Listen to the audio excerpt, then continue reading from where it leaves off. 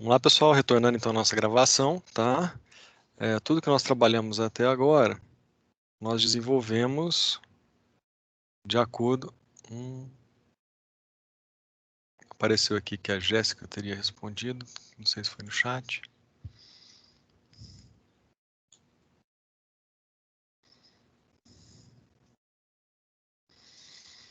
Só um detalhezinho, tá, pessoal? Eu não sei qual é a dificuldade que está acontecendo aqui com o Teams, que ele não está automaticamente carregando para o Streams as minhas gravações. Então ontem eu consegui já baixar algumas e eu já vou disponibilizar no canal lá para vocês, no Watchlist, né, que é aquela lista de vídeos para vocês assistirem para ficar disponível, tá? Acho até curioso que nós temos aqui, ao que me parece, duas reuniões que foram iniciadas por engano.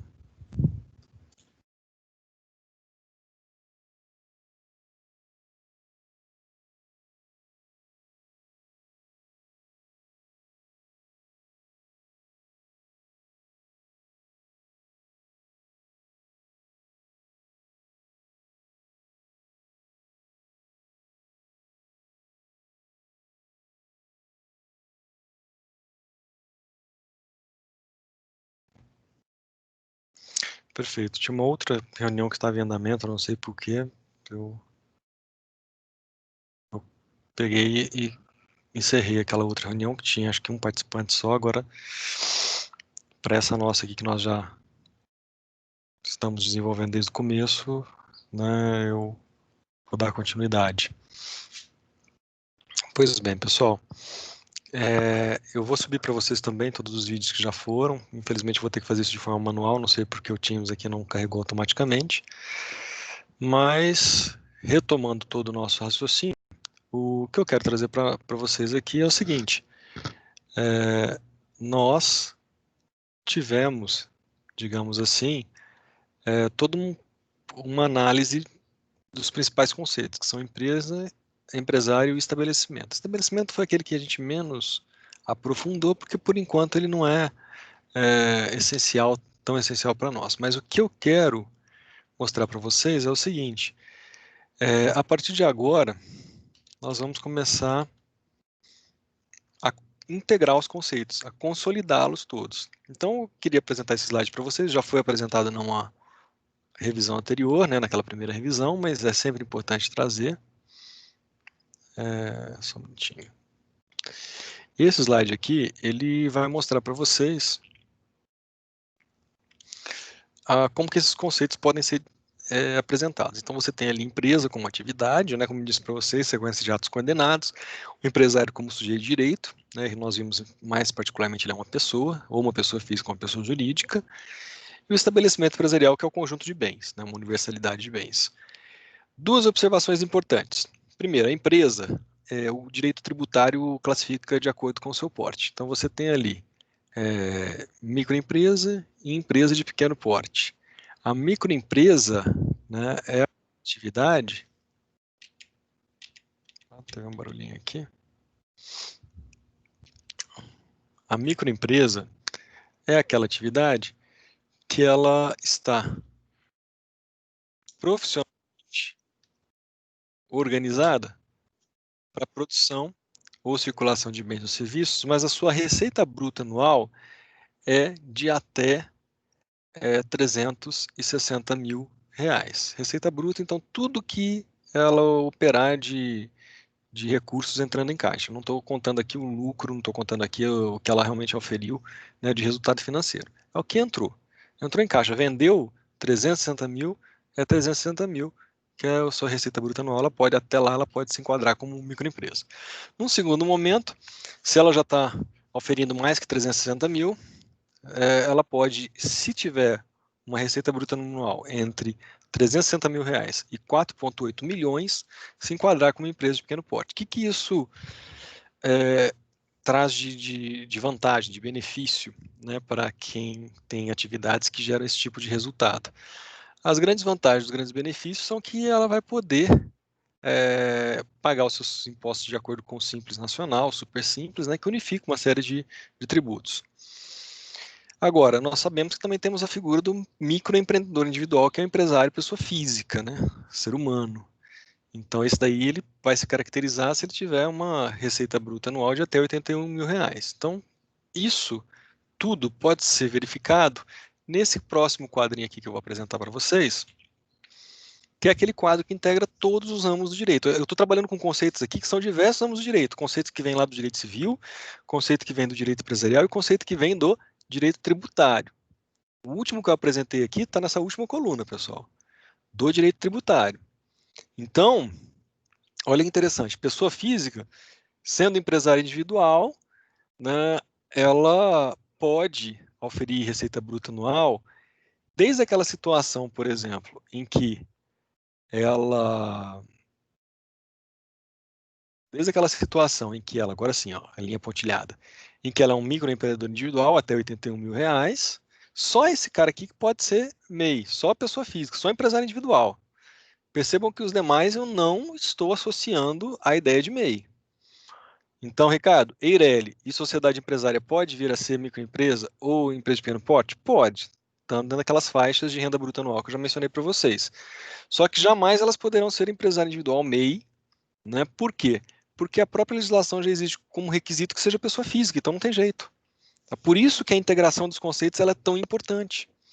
Então, no plano do direito civil, eu tenho pessoa física e jurídica. No direito empresarial, eu tenho empresário individual e eu tenho a Eireli com a sociedade empresária. No direito tributário, eu estou preocupada com o volume da atividade, com a quantidade de recursos que ela movimenta, para poder conceder benefícios fiscais ou não, para poder concretizar aquele mandamento constitucional do artigo 170 de tratamento favorecido para ME e EPP.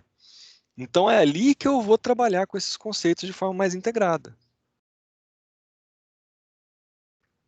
Então, conforme vocês se familiarizem, né, se habituem a trabalhar com essas noções, a gente vai ter, vamos dizer assim, melhores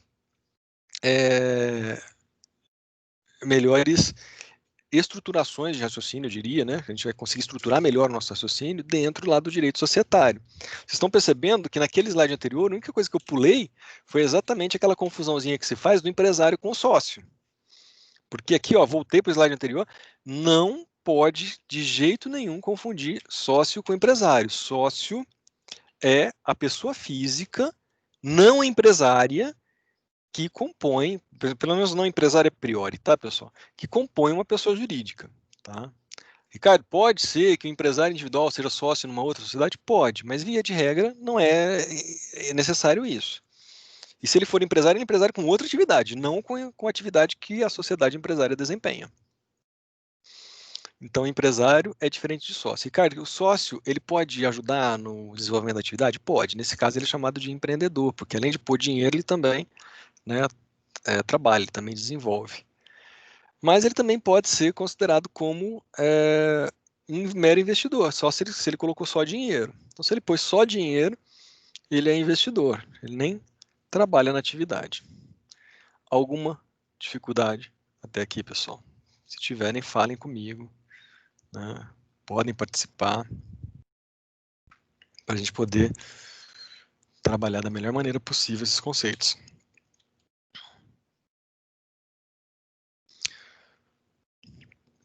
Então, vamos enfrentar agora os dispositivos, os artigos, como eu mencionei para vocês, lá do código.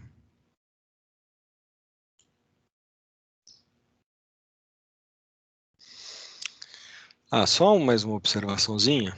Já que eu falei de empresa, nós falamos agora de empresário, eu me sinto na obrigação de trabalhar com vocês também, pelo menos um slide do estabelecimento empresarial, que é mais um conceito aqui que é caro para nós, né? Então, no que diz respeito ao estabelecimento empresarial, vou projetar aqui o slide rapidinho, só um minutinho.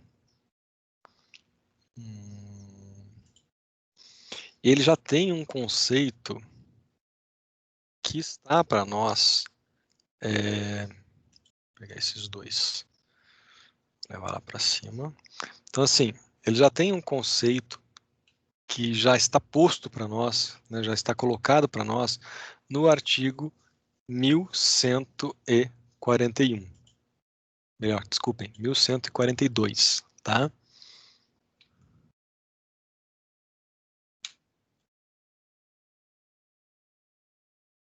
Pronto.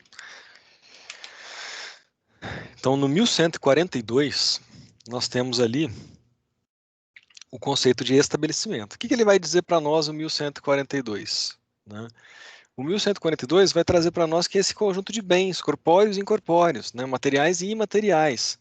Então, ele vai ter como elemento esses bens, mas olha que interessante, a doutrina coloca como elemento também, né, a organização. Tomem cuidado, nem tudo que está no nome da pessoa jurídica é estabelecimento empresarial. Então, se a pessoa jurídica, por exemplo, além dela titularizar um local onde ela exerce atividade, ela também tiver, por exemplo, uma chácara que serve de clube de recreação para os seus funcionários, aquela chácara não é estabelecimento empresarial. Ah, ela é dona de um terreno em outro lugar.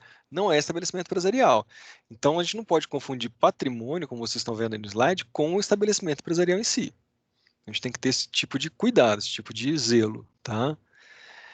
Esse complexo de bens, para eu poder chegar realmente no valor do estabelecimento, eu vou ter que considerar o aviamento, que nós já mencionamos, e cuidado, né? O estabelecimento não inclui dívidas, créditos, contratos. O estabelecimento não é patrimônio. O estabelecimento é aquele conjunto de bens usados para atividade, que a grande maioria hoje a gente está vendo que está se tornando virtual, mas ainda tem muito estabelecimento que necessariamente tem que ser físico, né?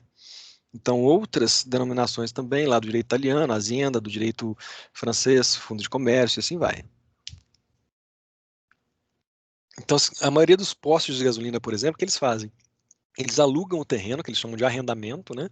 Por 10 anos, por exemplo, vão lá, constroem um posto de gasolina ali, e aquele conjunto de bens que a pessoa se reúne e tudo mais, desde o tanque que fica embaixo da terra lá com todo, né, o combustível possível, quantas bombas, e hoje em dia tem até, nas aulas anteriores alguém mencionou para mim das lojas de conveniência que seriam separadas, seriam da própria distribuidora de petróleo e tudo mais.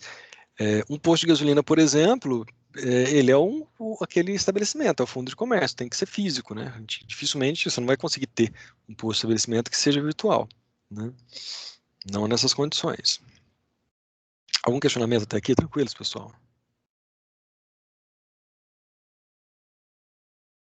Pois bem,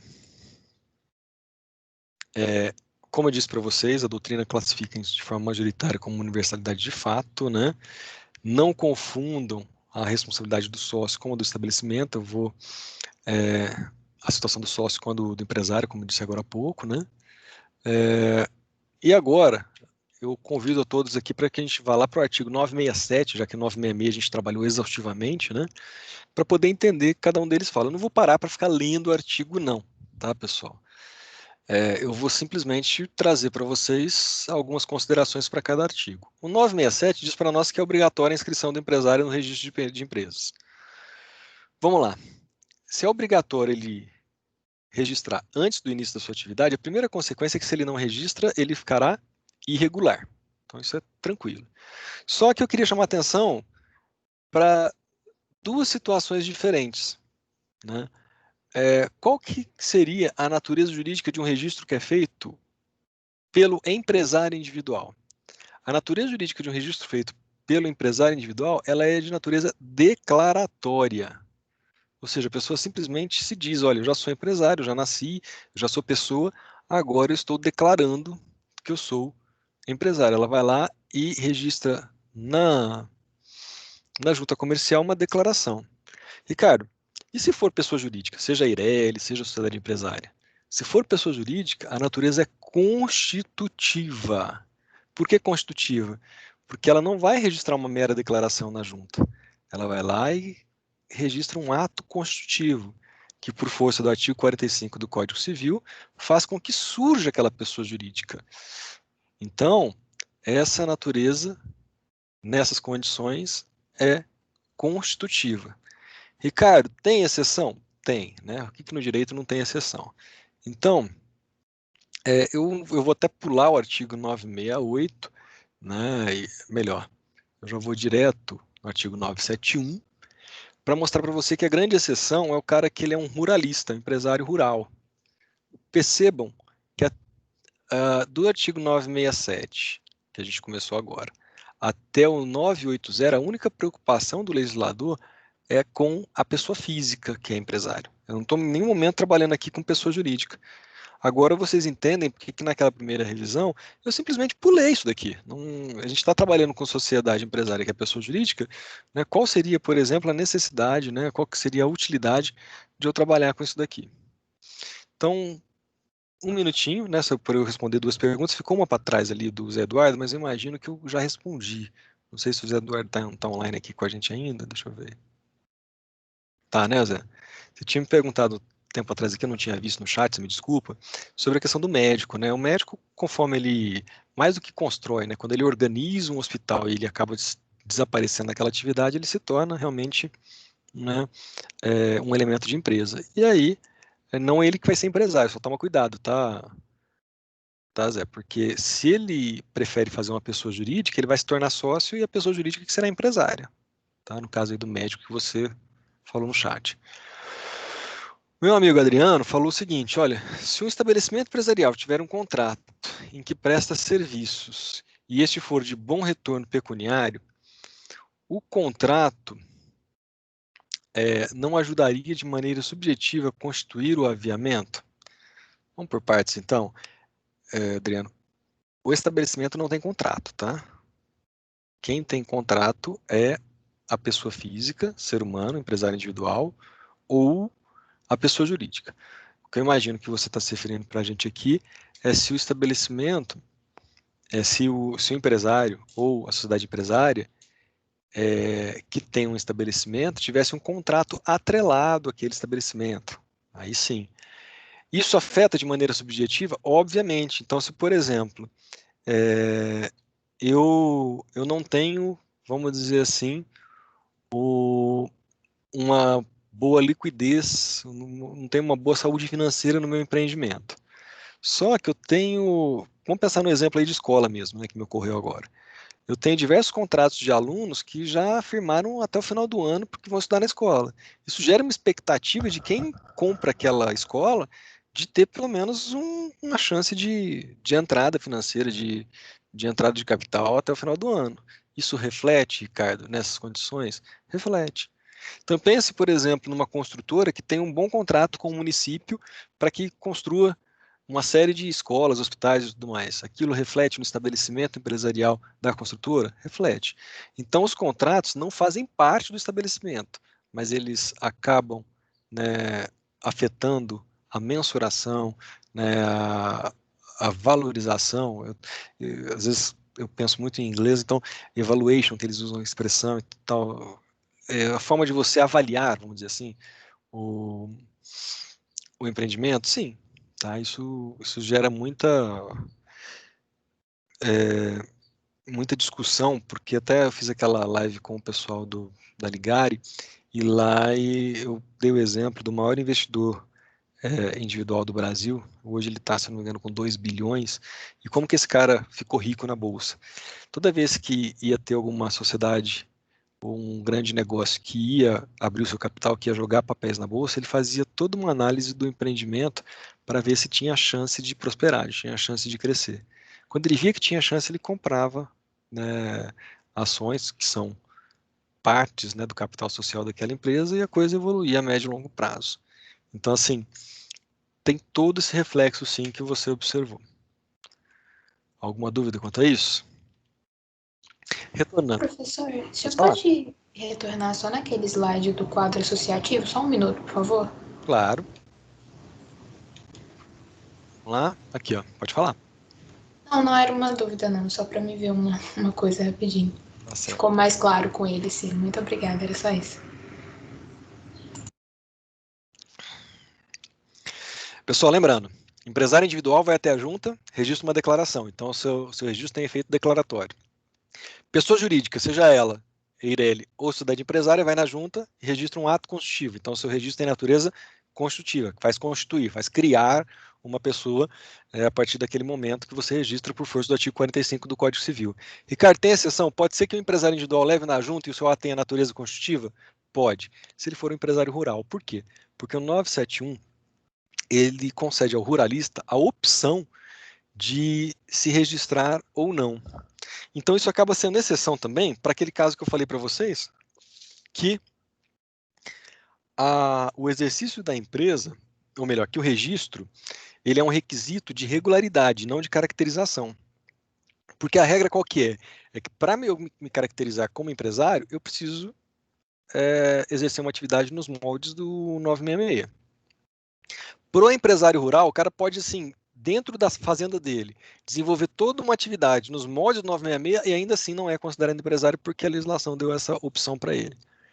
Então, para ele, sim, o registro tem natureza, né, constitutiva.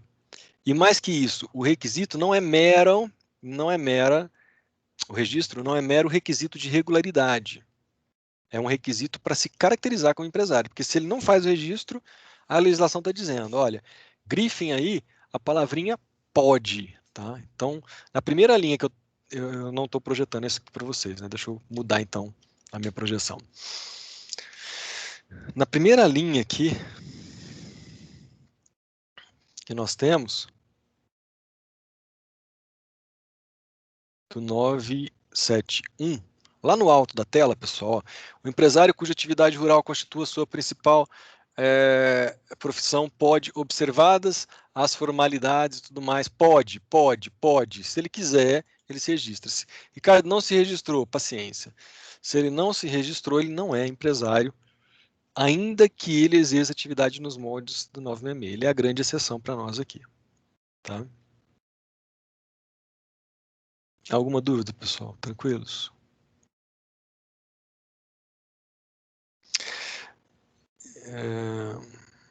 O 970 repete o que está na Constituição, é a questão do tratamento favorecido, né? Os anteriores aqui não são tão essenciais para nós agora.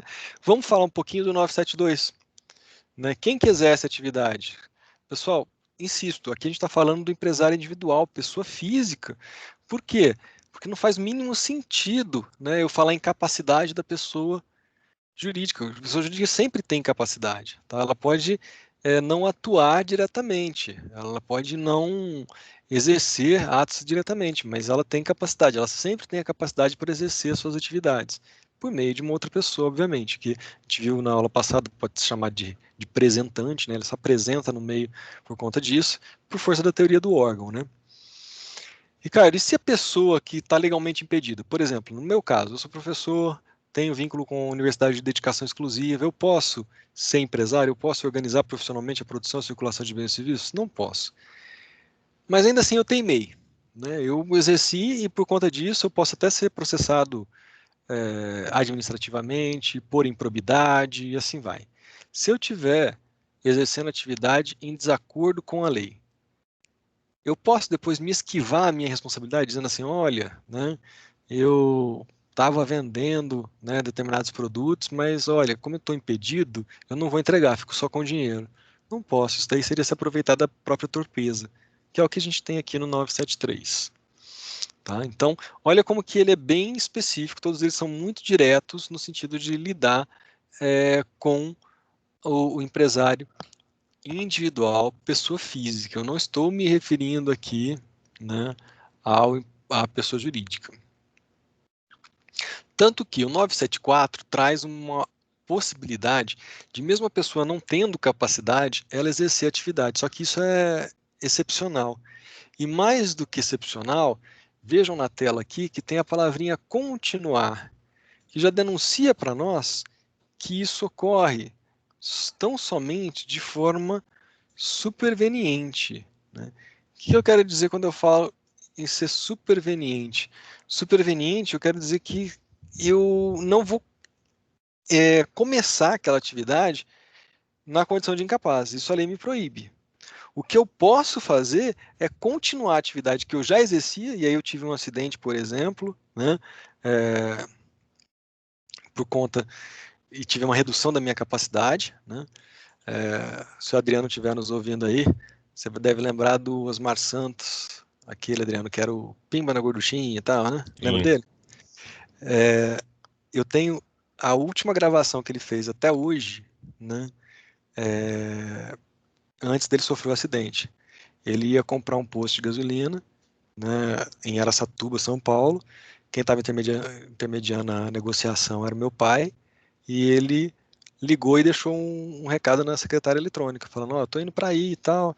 E no meio do caminho foi a fatalidade, foi parar embaixo de uma carreta e tal, e ele teve até, perdeu parte do cérebro dele, mas ele conseguiu se recuperar muito bem, né, e por força, naquela época, né, eu não sei como é que a gente vai analisar uma situação como essa agora, já que a gente tem só o absolutamente incapaz, é só aquele menor de 16 anos, mas no caso dele, ele ficou com o discernimento reduzido durante um tempo, né? Depois se recuperou muito bem, inclusive, e por força disso, ele pode continuar a atividade. Então, se ele fosse empresário individual, ele poderia continuar a atividade dele naquela situação.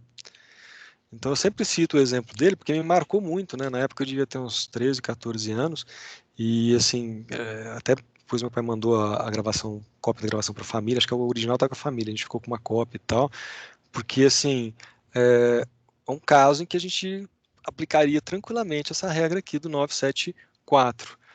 E eu já até adianto para vocês, pessoal, que prova de OAB, prova de concurso, 974 eles adoram cobrar. Né? Por quê? Porque é uma exceção. Né? Quem não tem capacidade não pode exercer atividade. Mas a primeira hipótese é essa, se eu continuo uma empresa que eu mesmo antes exercia, olha, empresa antes exercida por ele enquanto incapaz. Ou por seus pais, ou pelo autor da herança. Então, seus pais ou autor da herança é alguém que deixou para ele, um avô deixou, um tio deixou o estabelecimento, e ele vai exercer a atividade. Ricardo, ele pode já começar no dia seguinte a desenvolver atividade? Não. Parágrafo primeiro, parágrafo segundo já vai falar que você tem que necessariamente ter um procedimento judicial, o juiz vai especializar um patrimônio, e aí a gente tem uma situação muito curiosa aqui, né, pessoal? O que a gente mais aprende é que o empresário individual, ele responde com todo o seu patrimônio, ele não tem a autonomia patrimonial, a separação de patrimônios entre a pessoa física e a pessoa jurídica. No entanto, né, um detalhe bem interessante aqui é o seguinte, o juiz está mandando, melhor, o código está mandando que o juiz ele faça uma separação de patrimônios aqui, né? Ele vai nomear um representante ou um assistente, vai autorizar que ele continue com a atividade e tudo mais, mas olha o parágrafo 2º, né? Desde que não ficam sujeitos ao estado da empresa os bens que o incapaz já possuía ao tempo da sucessão, desde que estranhos ao acervo daquela. Então, o empresário individual incapaz, que por força de ordem judicial está autorizado, aquilo que não está envolvido na empresa não responde pelas dívidas empresariais, desde que estranhos ao acervo da empresa. Como que a doutrina chama isso daqui? Chama de patrimônio de especialização, ou patrimônio de afetação, ou patrimônio especializado, ou especialização patrimonial. Você reserva um patrimônio que não tem a ver com a empresa, separa e fala, isso daqui não responde pela atividade. É uma situação excepcionalíssima. É um dos únicos casos em que eu tenho proteção patrimonial mesmo sendo pessoa física, sendo empresário individual. Mas por quê? Porque aquela parte ali ficou reservada naquelas condições. Alguma dúvida, pessoal? Algum questionamento? Essa hipótese ela é bem delicada, ela é bem detalhada aqui. Se tiverem, podem falar. Bem, como eu disse para vocês, nós vamos, né, enfrentar os dispositivos mesmo que nos interessam. Tomem cuidado, porque ficou muito mal colocado esse parágrafo 3º do 974. O parágrafo 3º do 974, ele diz respeito a menor na condição de sócio. Sócio a gente já viu que não tem nada a ver com empresário individual. Então, o legislador tinha 1000 lugares para colocar isso no Código Civil, que tivesse a ver com pessoa jurídica com sócio. Ele preferiu enfiar aqui no meio de um artigo que está num bloco de dispositivos que não tem nada a ver com sociedade, mas sim com pessoa física, com empresário individual. Então tomem muito cuidado. Esse parágrafo 3º, ele serve para nós aqui nesse semestre de direito societário, mas não, né, para quem estuda teoria geral do direito empresarial. Alguma dificuldade quanto a isso? Ó, sócio menor pode ser sócio, que não tem nada a ver com ser empresário? Pode, contanto que o patrimônio esteja todo integralizado, que ele não seja administrador e que tenha um representante ou incapaz tomando conta dos seus interesses lá, né? Então a gente tem que ter esse tipo de cuidado.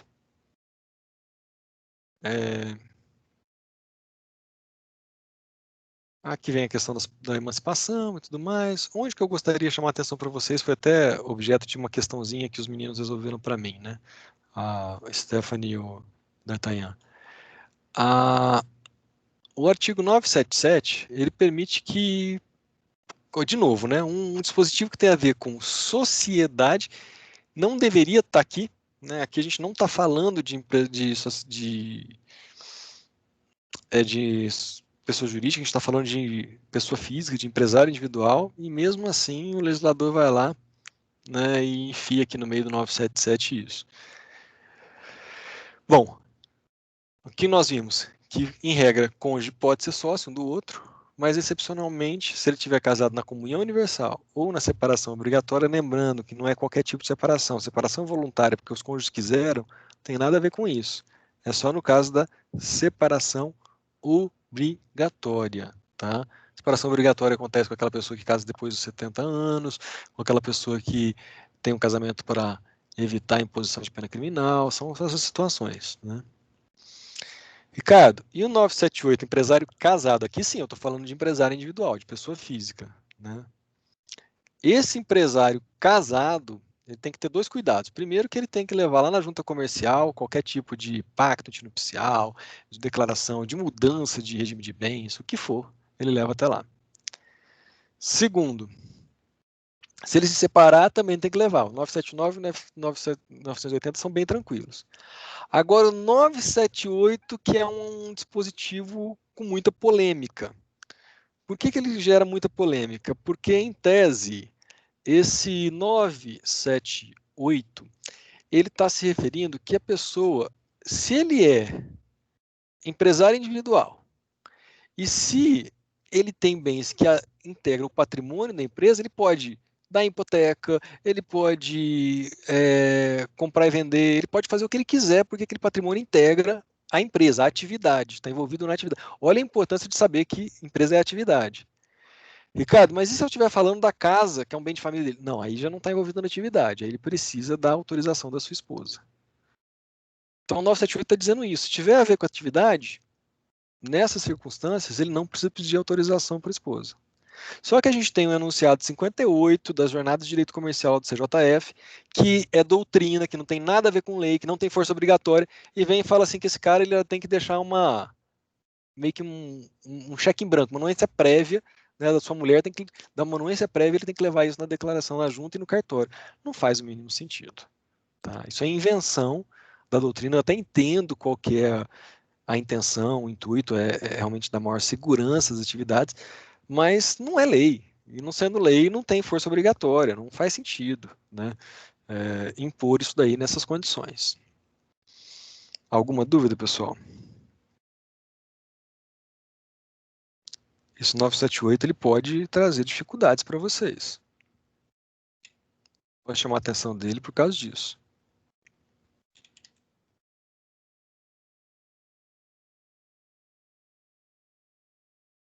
E aí, pessoal, tá tranquilo?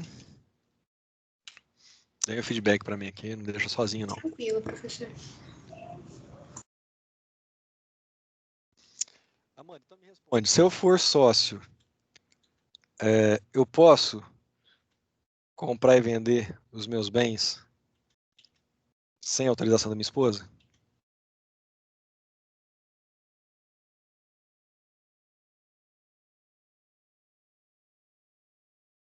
Você me ouviu, Amanda? Será que ela tá aqui? Oi, professor, o áudio cortou para mim. Pode repetir, por favor? Se eu sou sócio, eu posso alienar meus bens pessoais e tudo mais. Inclusive, vamos dar um exemplo, se eu sou sócio, eu tenho as cotas, ou eu tenho ações. Eu posso fazer isso sem autorização da minha esposa? Os seus bens pessoais, não. Preciso, né? Porque são bens pessoais. Mas pensa comigo, se eu sou sócio, eu sou empresário? Não, né? Não. Então, quem é sócio não tem Sim. esse benefício, entendeu? Então, o cuidado que Entendi. a gente tem que ter, a gente não pode misturar os conceitos. É isso que eu sempre gosto de chamar a atenção para vocês. Perfeito, professor. Perfeito? Eu vou passar até aqui um slidezinho que ele é importante para vocês também, vou deixar. como eu disse para vocês, eu estou montando, ó, a gente está com uma sequência aqui, pelo que eu estou calculando, de 14 slides, né, que foram praticamente o que eu consegui fazer para poder sintetizar, né, aquilo que nós tivemos no Direito Empresarial 1. Um último ponto que eu gostaria de mencionar é o seguinte, a questão do nome empresarial. O que seria nome empresarial? Nome empresarial nada mais é do que a firma ou a denominação. Quem é empresário individual pessoa física? Tem nome empresarial? Tem o nome com o qual ele vai estabelecer as suas relações, as suas negociações no âmbito da empresa. Ele obrigatoriamente tem que ter uma firma, porque a firma ela identifica o nome pessoal, o nome da pessoa física. Então ele só pode usar firma. Ricardo, e a pessoa jurídica, ela pode ter firma ou denominação? Aí já fica mais livre, né? A gente vai ver que tem pessoas jurídicas de firma, outras vão precisar de denominação. O importante é saber que os dois tipos, as duas modalidades de nome empresarial são essas que eu estou mencionando para vocês. Tá? Então, assim, não vou me aprofundar em nome empresarial, porque a gente vai comentar isso de forma muito particular para cada tipo societário, não é algo assim que vai fazer uma grande diferença. O que você não pode confundir é o nome empresarial com o título do estabelecimento. Nome empresarial é aquele que está registrado na junta, está no contrato ou está, né, na declaração do empresário individual. Agora, o título do estabelecimento, ele é aquele nome da placa, né, aquele nome de fantasia. Então, você tem lá Colégio São Pascoal Pilim Pimpim. Eu não sei qual é o nome agora, mas antigamente era...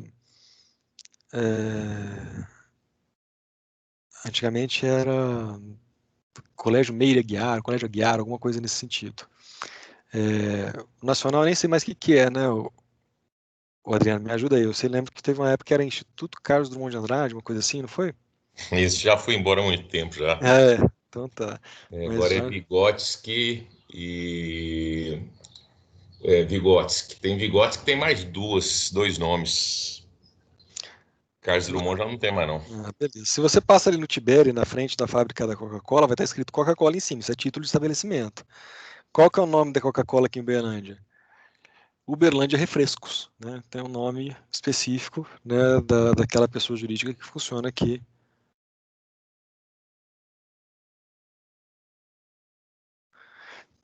Tá claro até aqui, pessoal? Bom, os principais pontos que eu queria trazer para vocês eram esses, tá?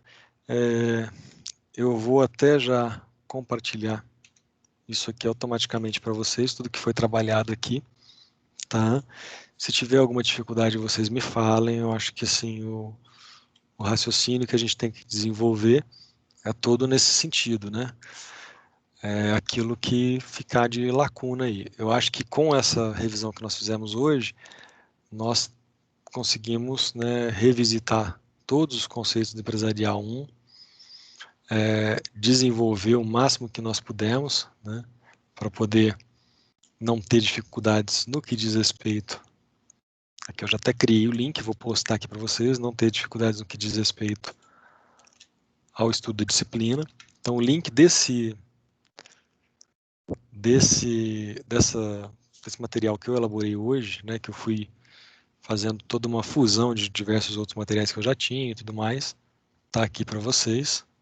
Vou até postar de forma autônoma, né, o material da aula de revisão. Tá aqui tanto nesse chat aqui dessa reunião, quanto nos demais.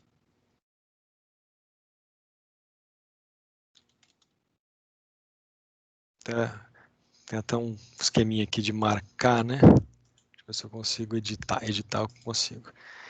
Então essa postagem aqui, eu vou marcar todo mundo.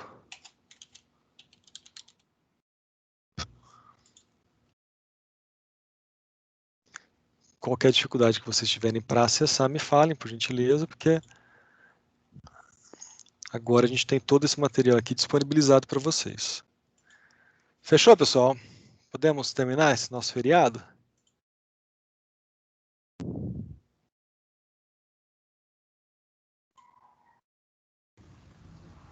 Tranquilos? Bom, vou encerrar então a nossa gravação primeiramente aqui.